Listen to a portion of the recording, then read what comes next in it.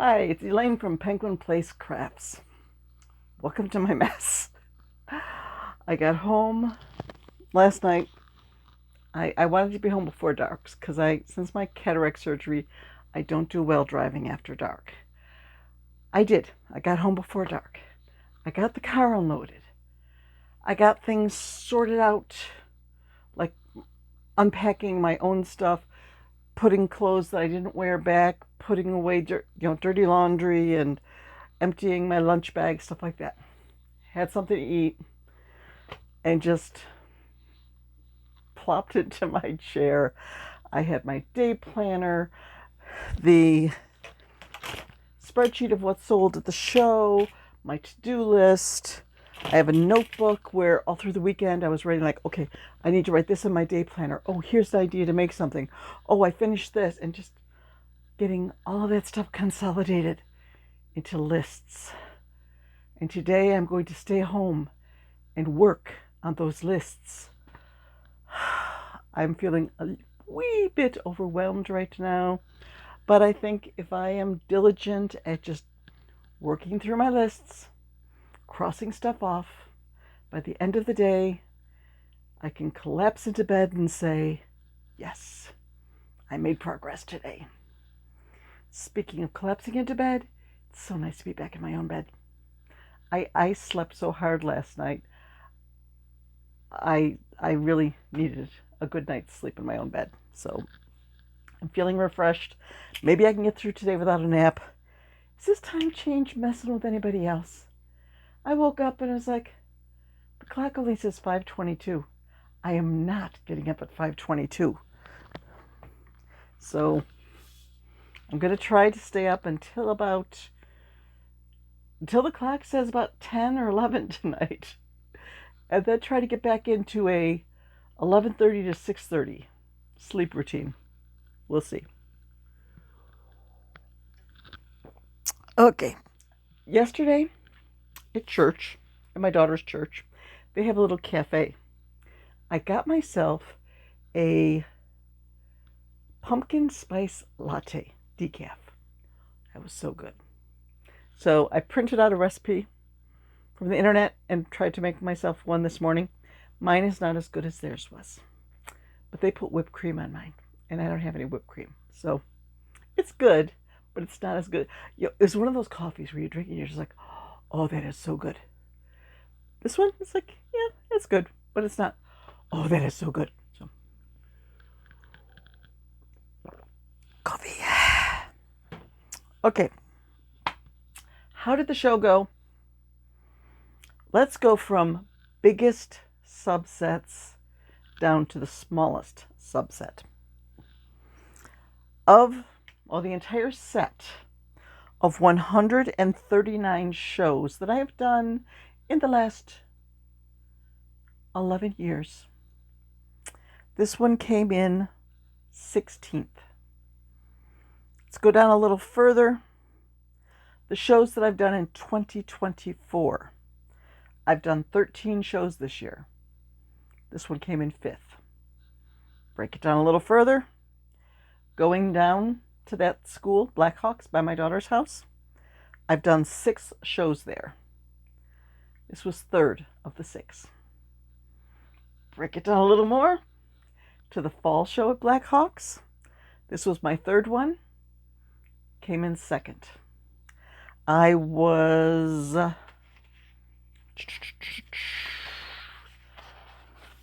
Excuse me while I do some math. That was 462. That here was... I was $90 shy of matching my best show there. Okay, so it started out well. I went and set up on Friday night, and I had 2 little helpers. Actually, I had 1 big helper and 2 little helpers. My son-in-law brought his 2 older daughters over to help, and we got everything in on one wagon load. the school has these big, like 6-foot by 4-foot carts that the students are pushing around. And we loaded one of those up, brought everything in. And the girls were just having such a great time. Give them a bag and say, okay, here are the cows. The show had all these little cubby holes behind my table. And here's the cows. Fill up one of the little cubbies with cows. Okay, here, you can take the cats. You put the cats in there. Here, this whole bag can, just arrange it here. And my the middle granddaughter from that family, Sophie, she got the $5 bag. And she lined up all the candy corns in the back, and she put the coffees together, and she had little groupings of the animals and things that were in the $5 bag. And then I put a little sign on the shelf saying all of these are $5 each. So I was set up in record time. We got home, we had dinner. The next day, got there 45 minutes before the show started. Boy, the parking lot for vendors was already packed. This is a really big show. They have over 200 vendors. I'll have to find out the exact number. Some of them had double spaces, so that made less vendors, but everything was full. They had the hallways. I think there were 3 cafeterias and a gym, and there's a big front entranceway. That there was a lot there, and I didn't even get to go around and look. The organizer says it is the largest show in Western Pennsylvania. So if you're anywhere around the Pittsburgh area and you want a really big show to go to, come spring, Blackhawks. Yep. She did tell me the date for the spring show, but I didn't write it down. Sometime in March, I think. I'll have to check my calendar and see. March 22nd is sticking in my head. But I don't know if March 22nd, 2025 is a Saturday. March 22nd is a Saturday. So that might be it. Okay. Back to the sale. Let's get comfy in the chair. One high point to the sale was I got 2 sales before the show even started. 2 of the teenage helpers came by at 9:12, and they were looking at Sophie's $5 shelf. One of them bought an angry candy corn. One of them got an angry coffee. So, okay, I got 2 sales before the show even starts.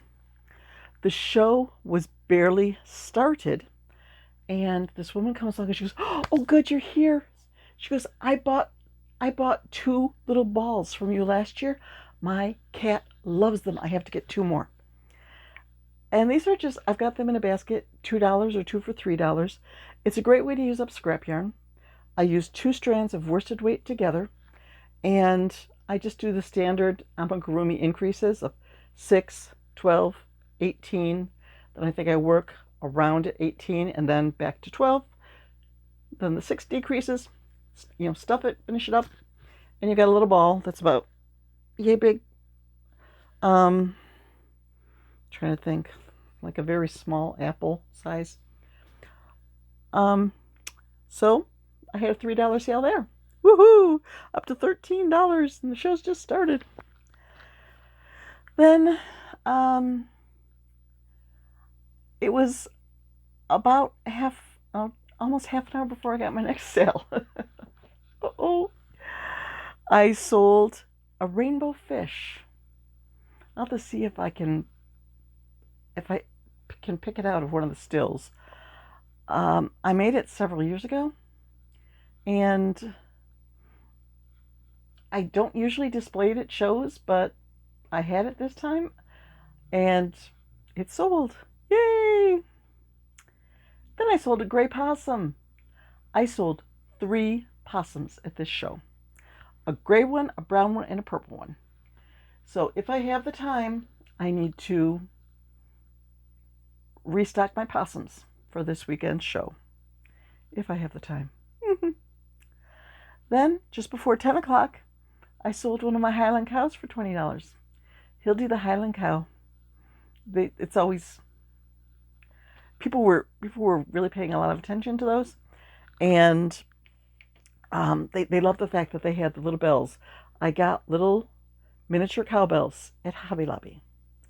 I think they came in a pack of either 24 or 36. So I got a pack of silver and a pack of gold, and that was a couple years ago, and I still haven't used them all up. But I ended up selling 3 of the Highland cows at this show. I sold the one in retro stripes that I called Limey because there was a lot of yellow and green in there. I sold the one that I called Perry because it reminded me of Rainbow Sherbet. And I sold the orange one, Fergus. So $60 in sales just from selling my Highland cows. They were definitely a bestseller this time. Thank you, Katie. Katie from Yarn Society. She has some great patterns. She just put out a reindeer pattern and a sad kitten that are little no-sew, so they'll work up quickly. I want to make them so much. But I have such a long list of projects to restock and an order, and okay. I sold 2 loaf cats in a row. I sold the silver loaf cat that I made from the silver ribbon yarn. Like, yay! I used a weird old yarn and it sold. And then I sold the silver and pink cat. Now that was a fun sale because this lady comes over and she looks at me and she goes, "Oh, look at your cats." And she's, "Oh, look at this one." And she picked up the little silver and pink cat that I'd made from a scrap yarn challenge. I had this silver sparkly yarn and this pink yarn. I put them together, made a little loaf cat. And she goes, "Oh, this is just adorable. Oh, I love this." And she goes, "My granddaughter asked me to buy a crocheted cat.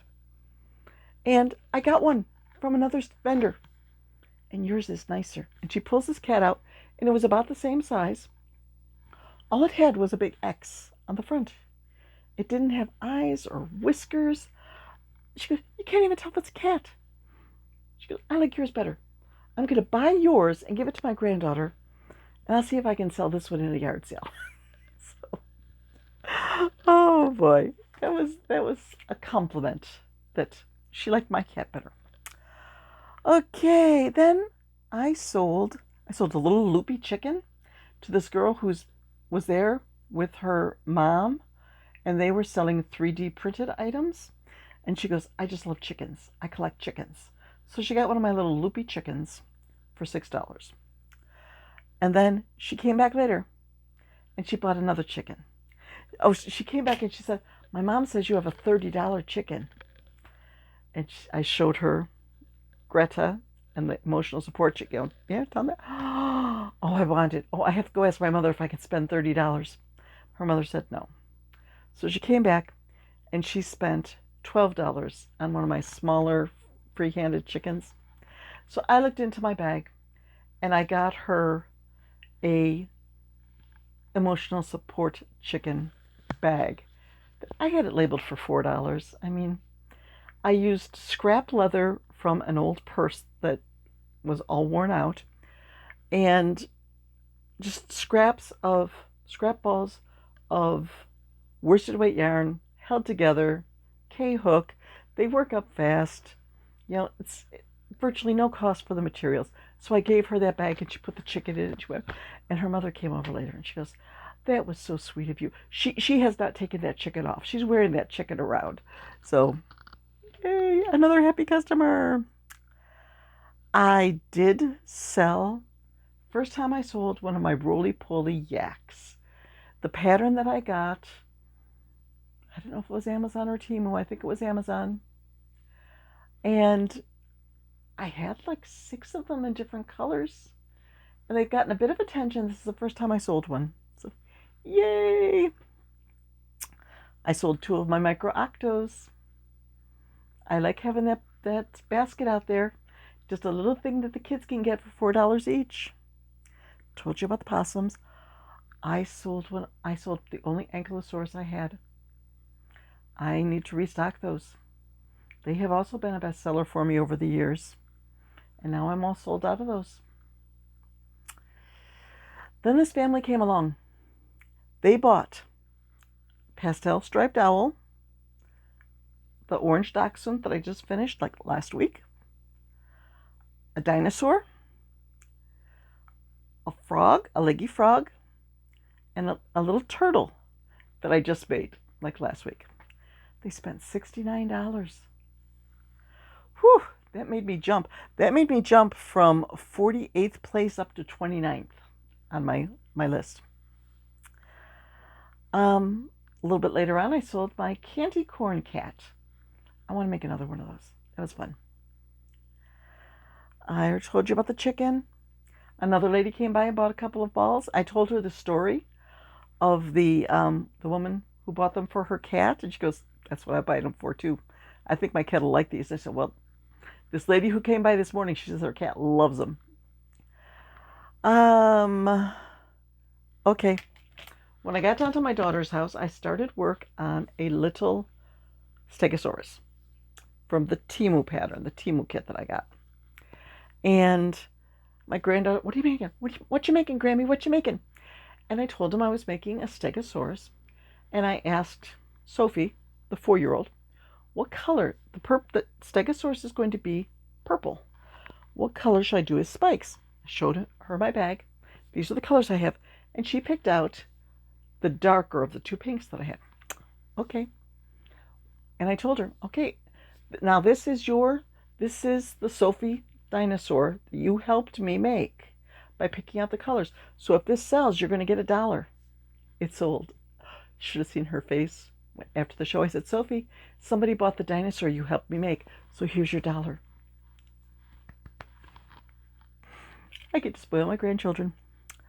I told you that I sold Fergus, the orange Highland cow, a T-Rex from a Temu pattern. I sold him. Told you I sold Perry, the other Hilde the Highland cow.